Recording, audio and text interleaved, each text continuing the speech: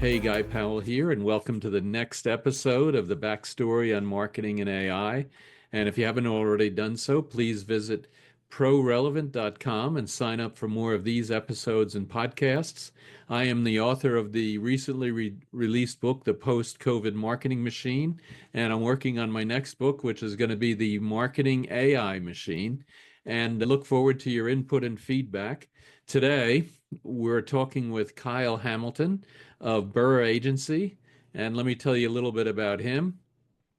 He has had a very interesting and prolific career as a hotel manager, internationally acclaimed photographer, and entrepreneur. He is the founder of the Birr Agency, and he has helped businesses scale revenues and reach seven-figure exits. He lives in Fernie, British Columbia, with his wife and daughter, so where he loves to ski, bike, and run in the mountains. I'm very jealous. It's got to be beautiful up there, and I wish I were there, although I think I'm a little bit glad I'm not in that cold weather. Welcome, Kyle. So good to have you. Awesome. Thanks for having me, Guy. I'm looking forward to our conversation today. Yeah, absolutely. So tell us, how did you get from being in the hotel industry and now over to marketing? What's your backstory on AI and marketing?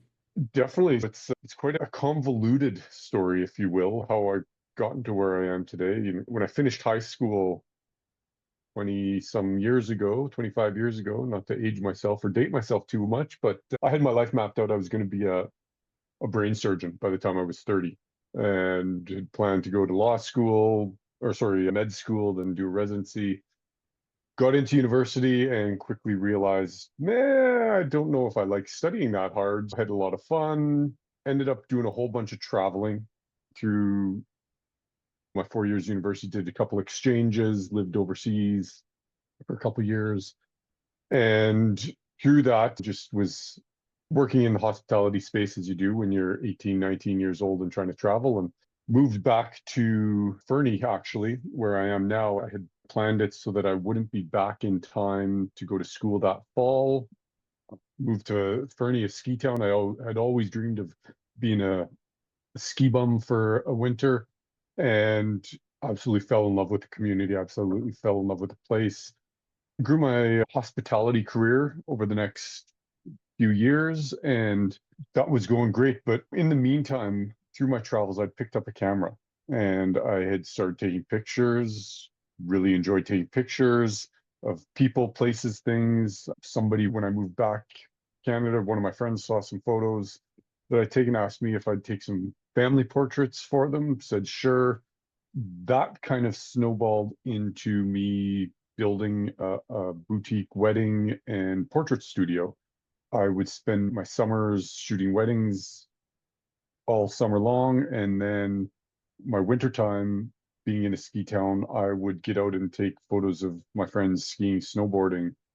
That led into starting working with an agency, kind of co-founding an agency that did content creation for backcountry ski operations, heli ski operations, cat ski operations, and that career blossomed. Was being between the weddings and portraits and the ski stuff and commercial work. I was being flown around the world, flown to remote lodges to shoot for clients. It was fantastic.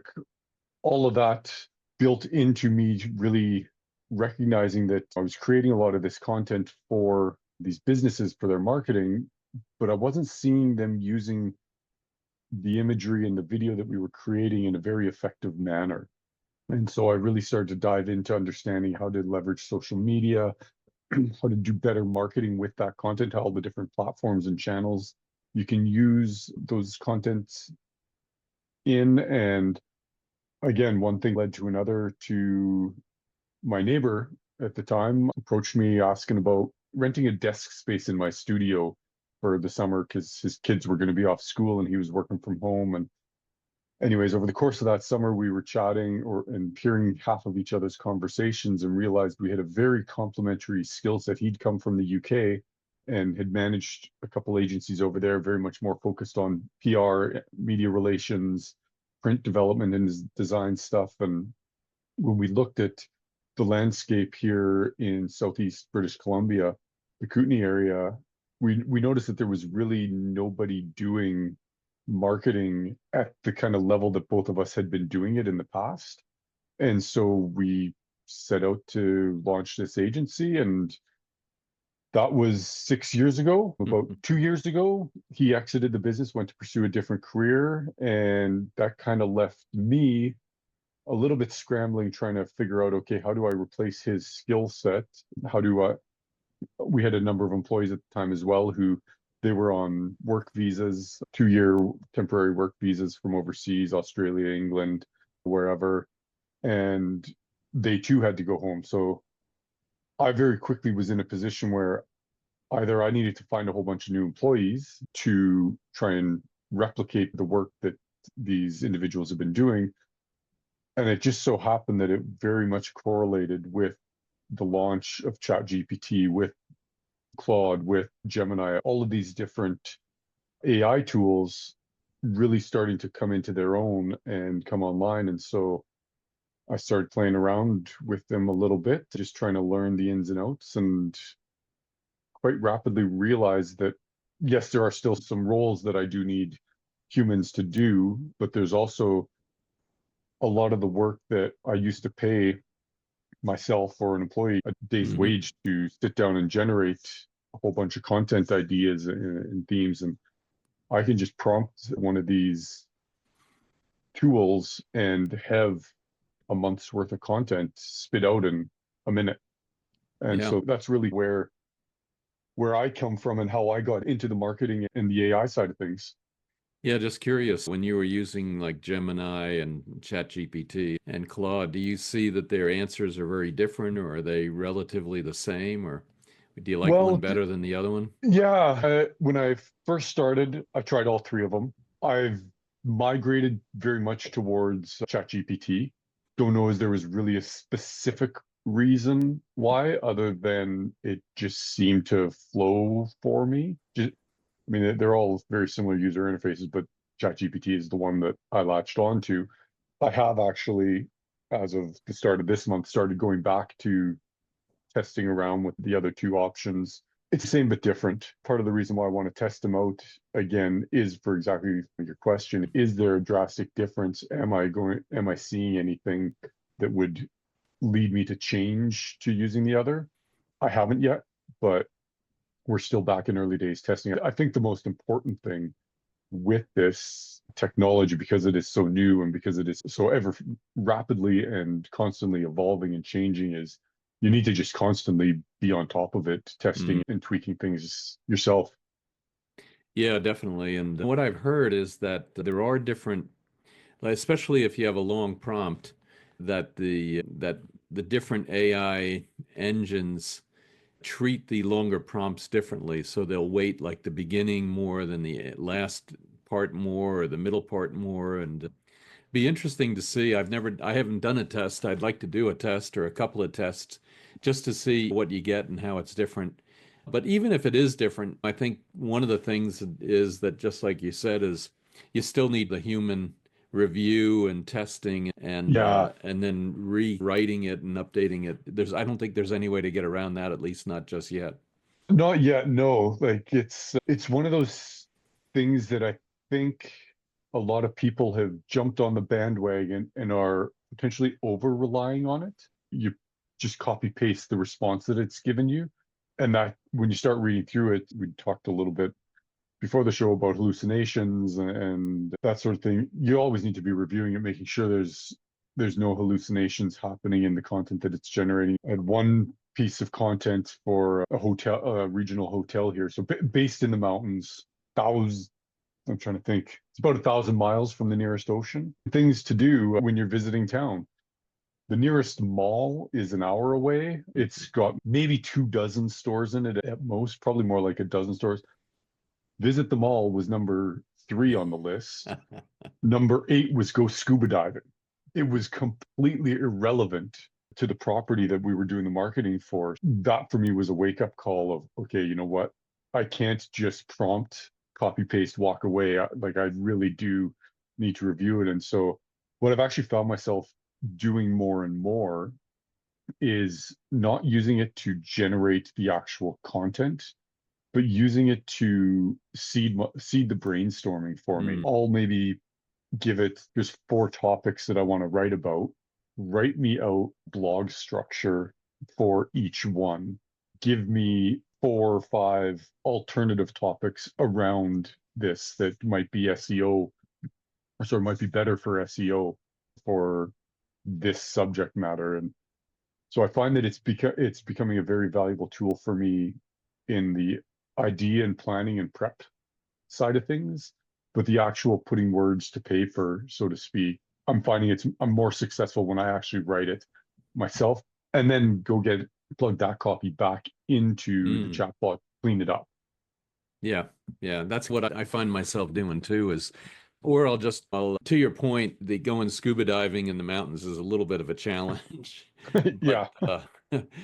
and then after you edit it and then you make it as right as possible, it is nice to have that grammar check and it's not really a grammar check, but it does clean up a couple of things and make it read a little bit better. Yeah. Oh, So, totally. yeah, yeah, yeah, it's pretty amazing. And yeah, so thank you for that. So, where do you see businesses leveraging AI in their marketing? Is it the same way, or are they going to do things differently? Or, I have seen businesses leveraging AI poorly. I've also seen what I can only assume is excellent leverages of it. The best way to leverage AI these days is to make it impossible to tell that you've actually leveraged AI. There's one ad that keeps popping up on my social media feed for one of the local car dealerships, and it's clearly an AI generated image as the logo on the front doesn't even spell the name of the vehicle brand correctly. That to me is one of those instances of business trying to leverage AI, trying to cut corners that is probably doing some serious damage to their brand equity and to their credibility in the Mm. marketplace. But I'm sure I've seen plenty of ads as well that have leveraged AI to write the copy, to create stronger call to actions, to ensure that the structure of their blogs is more readable, more user friendly. So it's like I said, the best use cases right now are where the consumer is completely oblivious Mm. to its application. I don't know. I mean, to a large extent, I agree with that. But have you seen the Coca-Cola Christmas ad that it looked to me like it was trying to show off an AI generated ad, a TV ad. And so you could tell it was not real, even though some of the people in it seemed like they were maybe almost real, but just about everything else was not real. Yeah, And I don't know, what did you think of that? I've only seen little clips of it. I haven't actually, or kind of more from hearing about it. I haven't actually seen the ad myself. So I can't speak directly to that. But in that vein, my wife has become a bit of an acclaimed AI artist and been working with some of the top image engines and whatnot for beta testing and such of new platforms. And so watching what she's been generating, it's mind blowing what she's able to prompt and have create as someone who's got a background and spent years doing photography, doing like director of photography type roles for content video creation. The way that some of these engines are producing motion pictures and the fealty to it used to always be you can look at the hands and that would be your tell as to whether or not Right. it was AI generated. That's not really the tell anymore. There's a lot of things that she's shown me that she's generated that I'm like, that looks like a picture. That actually happens. She's like, no, here's the prompt. So it's gonna happen whether we want it or not. There is going to come a time in the very near future where we won't be able to tell the difference between AI Yeah. generated artwork and reality. I don't know what that's going to portend to business, to socio geopolitical situations, but it's fascinating. Yeah. Yeah, absolutely. I think it will be interesting because not only will you have these pictures and even voice and then video that are real, even though they're conjured through AI and maybe for malicious purposes, maybe for business reasons to have a less expensive TV ad or a less expensive whatever. And so, yeah, it will definitely be very interesting. So where else do you see AI helping you and helping your clients? For me, for my business, I see AI just continuing to improve, continuing to help with the content generation. Where I see AI also really starting to generate a lot of value for business, not just marketing, but in the business process automation side of things. I was just before I jumped on this call here with you, was reading a post on LinkedIn about how far are we away from just talking to our phones and saying, "Hey, Google, tell me what's happening in my email inbox," and have it read out what the most recent emails are, and you just give it a voice prompt of, "I want you to reply something along this lines to that client and this to that person," and how AI will help solve some of that admin work. Part of part of what I'm also hearing around AI is a lot of concern around job loss, which, as I mentioned again offline, where I'm based in British Columbia, we've got 4 or 5 of the world's largest metallurgical coal mines just up the valley. Those mines are starting to work with automation for truck hauling and whatnot. That's potentially 4,000 people out of a job when those trucks all become automated. But who's going to run the trucks? Who's going to maintain them? It's like the shift that happened around the move to automobiles from horse and carriage. We didn't suddenly have a whole bunch of people out of work per se. They just had to reskill to new jobs. And the same I can see very much happening with AI. We're not going to have to do the same jobs we have been for the last couple generations, but it's going to open up a whole bunch of new opportunities for new career paths. Yeah, I think you're right. I think there is definitely going to be in certain sectors job loss. And I think, especially for knowledge workers, for non-knowledge workers, I think that's more a question of automation and robots and stuff like that. And but for knowledge workers, which I think marketers are more knowledge workers, they're producing content, so to speak. I think what I've heard is a lot of people say, and I think this really makes sense, is it's not necessarily AI that's going to take your job. It's the person that knows AI really well that's going to take your job. Yeah, And I think for knowledge workers, I think we're going to become much more efficient. We're going to be able to deliver 5 times more. I don't know if it's 10 times more, but a certain amount more of higher quality stuff. And I think that that's going to have a huge advantage for marketers, and certainly the marketers that are the first to develop that. for sure. I think those first movers are going to have a tremendous leg up on the marketplace with that. The other idea that I've been kicking around mulling over that I think will actually come as a result of this shift towards AI, and you mentioned like a 5 or 10 times increase in the volume, but I often relate it back to my photography career as well. I learned how to use a camera when you still had to load film. Through the progression of my photography career, suddenly anybody who's got one of these mobile devices, the cameras in my iPhone are 10 times better than the first professional digital camera I ever bought for myself. Imagery is everywhere. It's become ubiquitous. Everybody thinks they're a photographer, but what really then differentiates you as a business or differentiates you as a marketer will be how well you can use that tool and how much authenticity there is to it. Again, to the idea of that I was talking about with the hotel property. Sure, I could outsource that to somebody who's really good at AI, but is the content actually relevant to their target audience? And so I think as AI becomes more and more prevalent in our everyday lives and in the marketing landscape, I think the people who are able to actually focus on the target audience and really understand the humanity side of things. Because yes, there will probably hit a time where my AI bot is doing a podcast with your AI bot and talking just the same as us. But it's when you and I actually get together, sit down and talk, that we really start to understand our motivations and understand our fears and our passions. And those are the emotional triggers that ultimately lead to a buying or selling opportunity, it's not necessarily the data that drives that decision, it's the connection. Yeah, yeah. There's definitely that, and I think I've already been on a couple of calls where somebody couldn't make it. Let's say there were 5 or 6 people, and so they just sent their AI note taker. Yeah, And okay, I couldn't be there, but at least then I can get the gist of the conversation summarized through AI. And so I definitely see that happening more and more.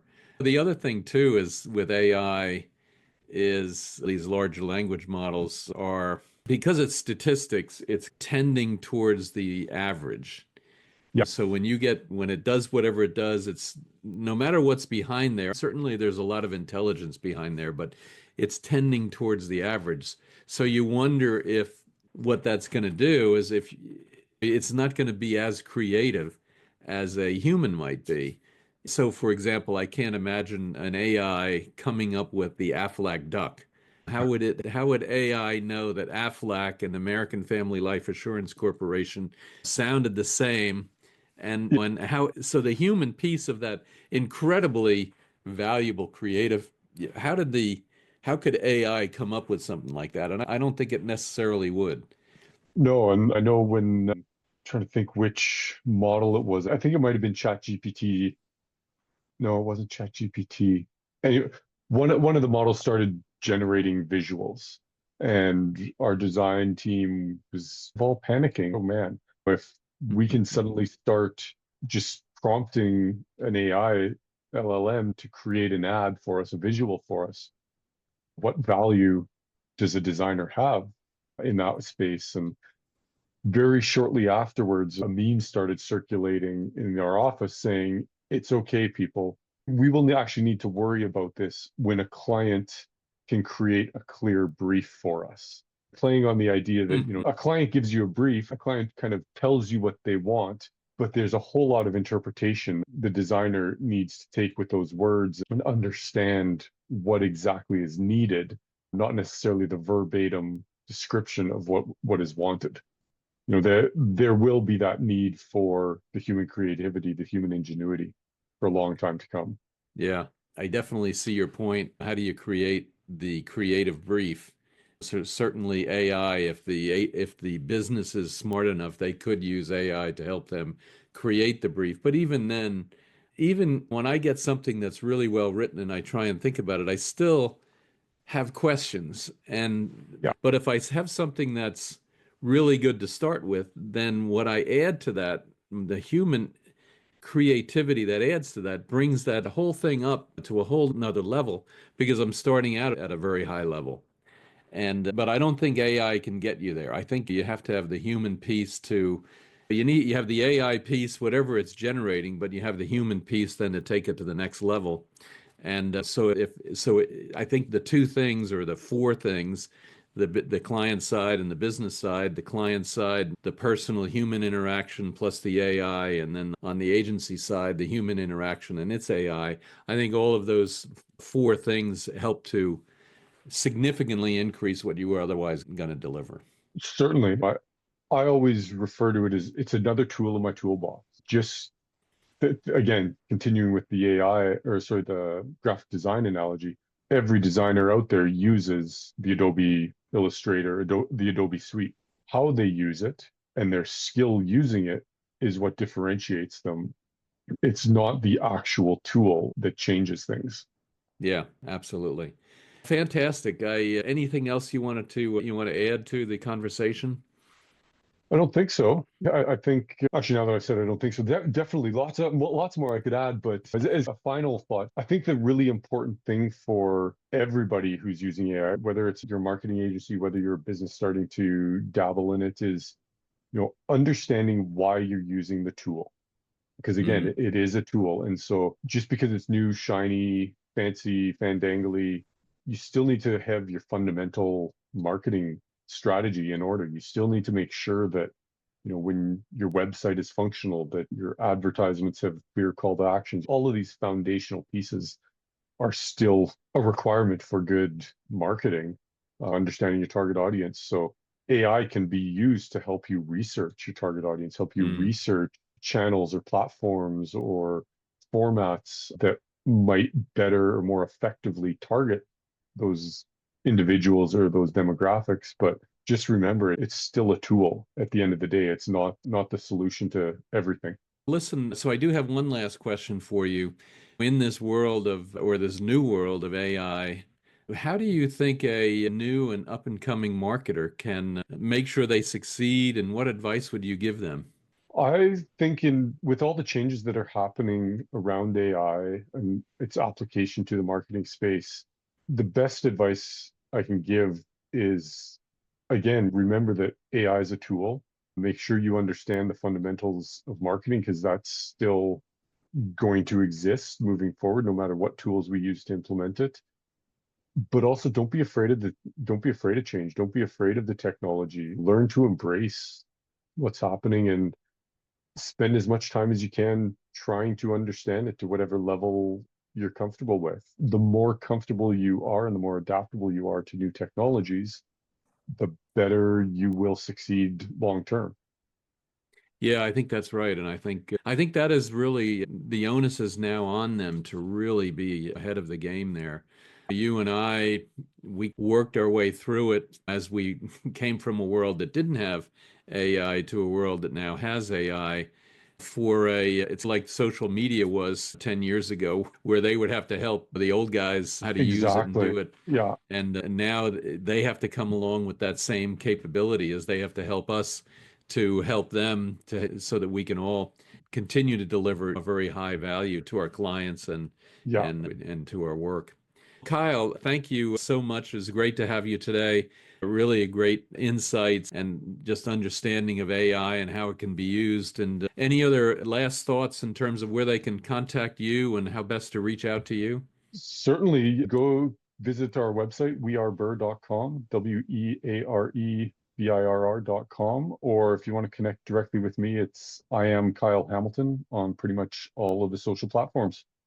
Fantastic. So wearebirr.com, wearebirr.com. Correct. Fantastic.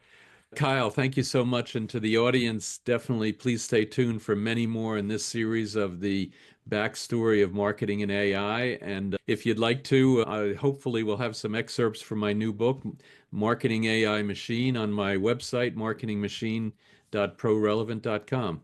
And if you like this podcast, please rate it with 5 stars. Kyle, thank you so much. I really appreciate it. Thanks a lot, Guy. It was great.